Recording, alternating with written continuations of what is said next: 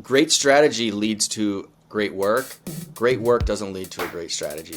Now, we really need to think about the role of emotion more broadly in holiday storytelling. Complex emotional cues, so think things like surprise, humor, even just being content or nostalgia. That can be a really powerful hook for not only grabbing the attention up front, but also holding people's attention as they go through the ad. When you get a complex emotion, it's surprising. It does grab you. You're like, well, I haven't seen this before. It feels like a lot of care went into the story, and you want to hang out and see where it goes. When the story is actually serving the production, simple things like video effects or a soundtrack change can make a really, really big difference. Come back with me to yesteryear, 2020, November. We partnered with Puma. So we have this great asset, and we're like, well, it's already based in memory, so all we can do is kind of amplify that. So we looked at some of the things that we look at all the time, narrative structure.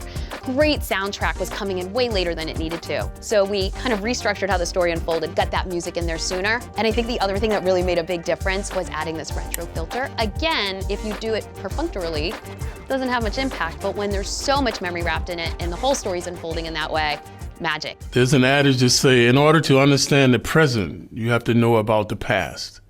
So if you don't know about your past, you can get lost.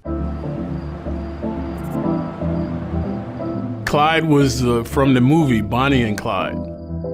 This guy was a bank robber, so they equated that to my stealing the ball on the court. I used to make a lot of steals. Best in class lift in brand consideration, exceeding the benchmark by almost 2x, which is great. More importantly, it cut through at a time when the culture was really focused on other things. The real action item here is to find your voice in that space. Bring it to the table, because when you do it right, it feels like a gift to the audience. What was unique by each market? In the US, we saw that the top performing ads were more emotional oriented. Now, in Latam, the most effective ads were more functional and product oriented. In the markets where emotion was more prevalent, what was the most effective approach?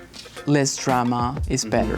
There seems to be a happy middle ground. I think you can find some flexibility in your voice and in your tone and kind of break out of just that end of the emotional spectrum. What audiences are flocking towards is those atmospheres that turn the ad into a vibe.